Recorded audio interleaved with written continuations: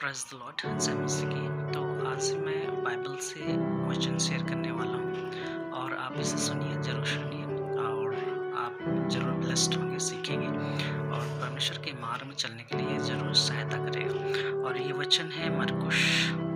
8 का 1 से 3 को मैं पढ़ रहा हूँ और उसके बाद मैं समझाऊँगा एक वचन को। उन दिनों में जब फिर बड़ी भीड़ इकट्ठी हुई और उनके पास कुछ खाने को ना था, तो उसने अपने चेलों को पास बुलाकर उनसे कहा, मुझे इस भीड़ पर तरस आता है, क्योंकि यह 3 दिन से बराबर मेरे साथ हैं और उनके पास कुछ भी खाने को नहीं। यदि मैं उन्हें भूखा घर भेज दूं, तो मार्ग में थक कर रह जाएंगे, क्योंकि इनमें से कोई कोई दूर से आए हैं। तो यहाँ पर मैं एक वचन को बतलाने वाला हूँ, तीसरा को मैं इसलिए पूरा पढ़ा क्योंकि 1 से 3 तक, क्योंकि समझ में आ जाए इजीली। तो जीसस क्राइस्ट के साथ 3 दिन तक एक बड़ी भीड़ चल रही थी, हो लिए थे वचन को सुनने के लिए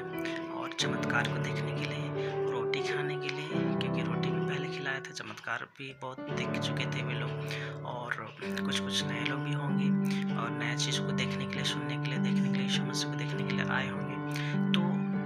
कुछ अच्छी बातों को सीखने के लिए, ब्लेस्ड होने के लिए आए होंगे। तो क्या है, यीशु मसीह जब उनको देखते हैं 3 दिन हो गया है, तो समझ में आ गया उनको कि ये लोग भूखे हैं और उनको तरस आता है और अपने चेलों को बोलते हैं कि मुझे इस भीड़ पर तरस आता है। और क्योंकि 3 दिन से बने हुए हैं कंटिन्यूअसली और कुछ भी खाने के लिए उनके पास नहीं है, नहीं खाए हैं और इसलिए यहाँ पर वे लोग भूखे हैं। तो मैं तीसरा वचन को मैं विशेष जोर देकर मैं बताना चाहता हूँ कि यीशु मसीह क्या बोलते हैं तीसरा में, यदि मैं उन्हें भूखा घर भेज दूँ, तो मार्ग में थक कर रह जाएंगे, क्योंकि इनमें से कोई कोई दूर से आए हैं। तो जब घर पर जाएंगे तो जो दूर में है, दूर के लोग हैं, तो वे लोग तो मतलब जल्दी भी जाना होगा और तो ये पॉसिबल नहीं है कि वे लोग आसानी से चल जाएंगे, क्योंकि शारीरिक बल नहीं है और सामने वाले तो चल जाएंगे किसी तरह बैठते बैठते, लेकिन दूर वालों को प्रॉब्लम है। इसलिए यीशु मसीह बोलते हैं कि यदि मैं उन्हें भूखा घर भेज दूं, तो मार्ग में थक कर रह जाएंगे। मैं इसी वचन पर फोकस करने वाला हूँ और बताने वाला हूँ कि यीशु मसीह यहाँ पर बोलने का तरीका किस तरह से, यहाँ पर यीशु मसीह ने कहा कि भूखा रह जाएंगे और मतलब मैं उन्हें भूखा घर भेज दूँ तो क्या होगा, वे लोग थक कर रह जाएंगे, थक कर रह जाएंगे, रास्ते पर ही थक कर रह जाएंगे। अगर यीशु मसीह तो पॉजिटिव बोलने वाले हैं और इसी से मतलब ब्लेसिंग आता है, पॉजिटिव से ही पॉजिटिव चीज़ें आती है, ब्लेसिंग आता है, आशीष आते हैं और नेगेटिव चीज़ यहाँ पर प्रयोग नहीं किया। लेकिन अगर हम रहते वहाँ पर, अगर हम लोग रहते तो क्या बोलते, उन्हें खाना खिलाना चाहिए, नहीं तो वे लोग रास्ते में ही मर-मुरा जाएंगे, रास्ते में ही थक कर चूर-चूर हो जाएंगे या फिर शायद मर जाएंगे या फिर थक कर गिर जाएंगे, ऐसे बोलते हैं। तो क्या बोलते हम लोग, नेगेटिव चीज़ों को बोलते, और नेगेटिव चीज़ों को बोलना क्या है, गलत बात है, एक श्राप है।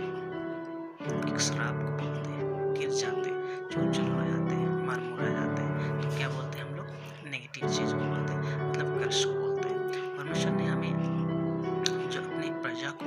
निज प्रजा को, चुने हुए वंश को आशीष का वचन बोलने के लिए चुना है, आशीष देने के लिए चुना है और इस मुँह से हम आशीष ही बोलें। लेकिन हम अपने डेली लाइफ में क्या करते हैं, ऐसे ही बोलते हैं, बहुत लोग ऐसे ही बोलते हैं, बहुत लोग। लेकिन ये बहुत महत्वपूर्ण है, आत्मिक दुनिया में ये मुँह का बहुत महत्व है, इस जीभ का बहुत महत्व है, इस आवाज़ का बहुत महत्व है, इसी से श्राप दिया जाता है, इसी से आशीष दिया जाता है। अगर हम श्राप देते वहाँ पर तो क्या होता, ऐसी चीज़ बोलते कि मर-मुरा जाएंगे, तो उन पर गलत असर पड़ता, वे लोग ब्लेस्ड नहीं होते, आशीष नहीं पाते। आज हम इस वचन से सीखना है, हमें सीखना है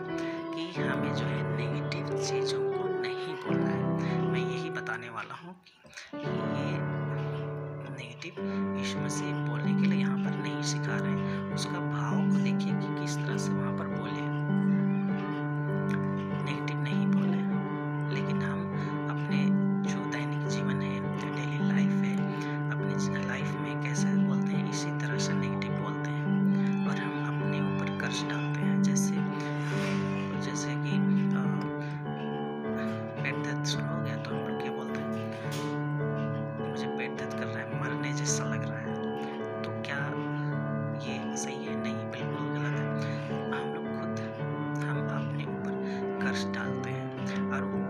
कर्ज असर करता है। ये आत्मिक चीज़ें हैं और ये इफ़ेक्ट करता है, प्रभाव डालता है और